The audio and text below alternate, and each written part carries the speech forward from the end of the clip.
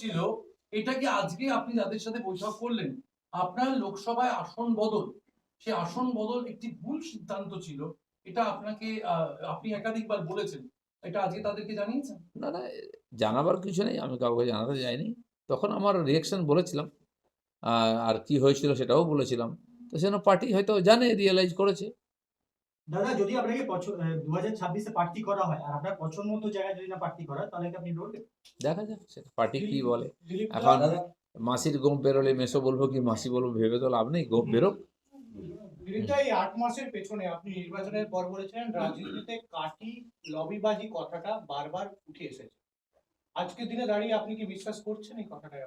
কাঠি রাজনীতিতে চলে না। পাশে যে ক্ষমতায় আছে পার্টি তাকে দেখুন না। ২ মহামন্ত্রীর কি ঝগড়া। হ্যাঁ, তাদের ডায়ালগ শুনেন কি বলেছে। আমাদের পার্টিতে সে অবস্থা যায় না।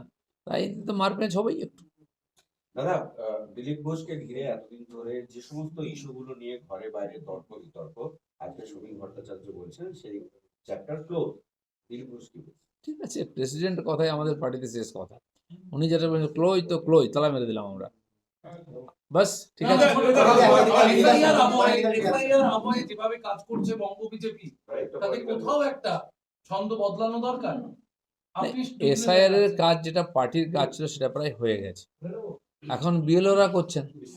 কিন্তু যেটা আমরা বলেছিলাম যে প্রায় 1.5 কোটির কাছাকাছি ভুয়ো ভোটার আছে, নাম বাদ যাবে, সেটা প্রায় কাছাকাছি 58-59 লক্ষ তো প্রথমেই ফর্মই ফেরত আসেনি, নাম বাদ গেছে।